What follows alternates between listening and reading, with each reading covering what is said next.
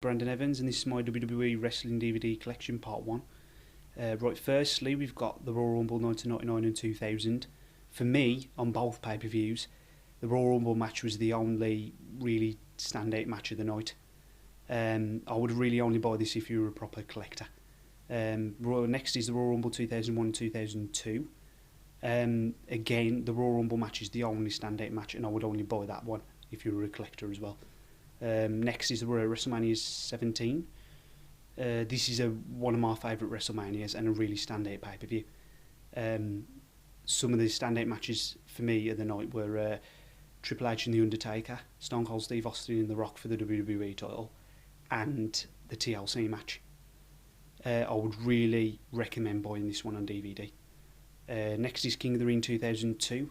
For me, just a standard pay-per-view, not really anything spectacular. I would really actually not recommend buying that one really at all. Next is Backlash 2003, with the main event being The Rock versus Goldberg. Again, another standout pay-per-view, with some standout matches like Brock Lesnar and John Cena, and the six-man tag team match. It was a really good pay-per-view, and I would recommend buying it. Next is Bad Blood 2003. The standout match on this was obviously the Hell in the Cell match between Kevin Nash and Triple H. Otherwise, the other matches are not really that good, really, and I would actually not recommend buying that one either, only if you're a proper collector. Right, next, we've got One Night Stand 2007, which for me is a really good pay-per-view. Some of the standout matches on there are Batista and Edge in the steel cage for the World Heavyweight title. The Great Khali and John Cena, a Falls Count Anywhere match for the WWE title, and there's a lot of other good matches as well on there. I would really recommend buying that one. And next is Unforgiven 2007, another good pay-per-view, The Return of the Undertaker. I would really recommend buying that one, especially for the CM Punk and Elijah Burke match, which was technically sound and it was a really standout match of the night.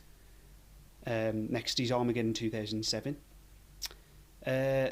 An average pay-per-view in my opinion. There could have been some better matches, but the best ones for me were the triple threat match for the World Heavyweight title between Batista, Edge and The Undertaker, and Shawn Michaels versus Mr. Kennedy. I would only recommend buying that one if you're, again, a proper collector. Next is Cyber Sunday 2008. For me, a crap pay-per-view. I wish I hadn't bought it at all. I really would not recommend buying that one, even if you're a proper collector. Really avoid it. Next is Survivor Series 2008. A really good pay-per-view. Obviously the return of John Cena from his neck injury, and he came back to win the World Heavyweight title. Some of the standout matches are Vladimir Kozlov and Triple H for the WWE title, with Edge coming in as a surprise entrant and winning the WWE title.